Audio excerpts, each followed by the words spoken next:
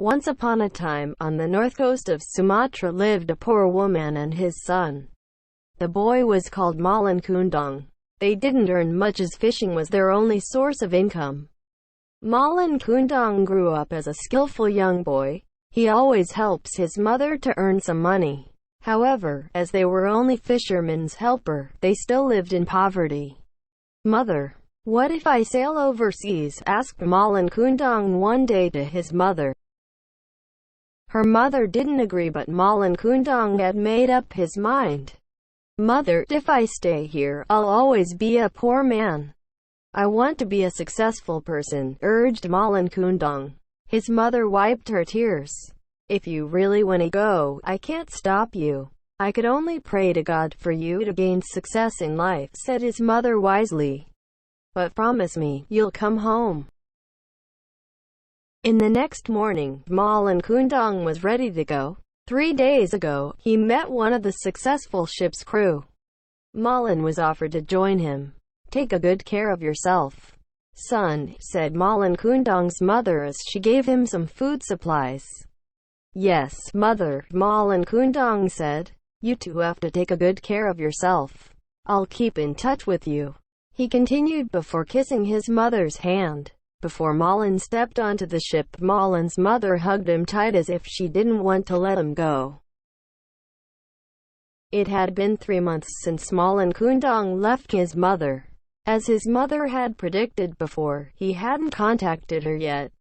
Every morning, she stood on the pier.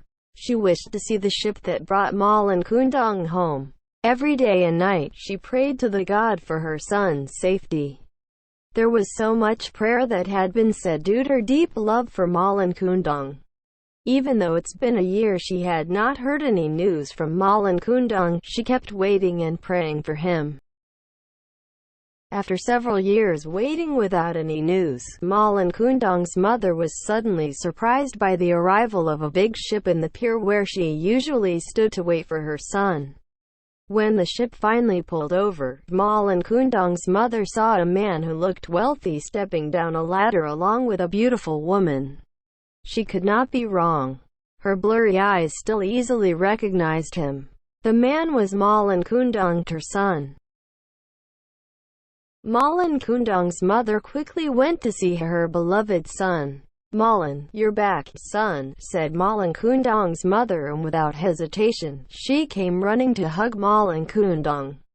"I miss you so much." But Malin Kundang didn't show any respond. He was ashamed to admit his own mother in front of his beautiful wife.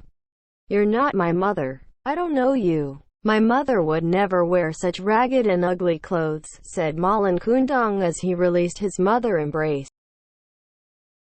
Malin Kundang's mother took a step back. "Malin, you don't recognize me? I'm your mother," she said sadly. Malin Kundang's face was as cold as ice.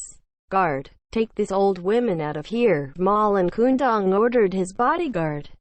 "Give her some money so she won't disturb me again." Malin Kundang's mother cried as she was dragged by the bodyguard. "Malin, my son, why do you treat your own mother like this?" Malin Kundang ignored his mother and ordered the ship crews to set sail. Malin Kundang's mother sat alone in the pier. Her heart was so hurt, she cried and cried. "Dear God, if he isn't my son, please let him have a safe journey. But if he is, I cursed him to become a stone," she prayed to the God. In the quiet sea, suddenly the wind blew so hard and a thunderstorm came. Malin Kundang's huge ship was wrecked. He was thrown by the wave out of his ship, and fell on a small island. Suddenly, his whole body turned into stone. He was punished for not admitting his own mother.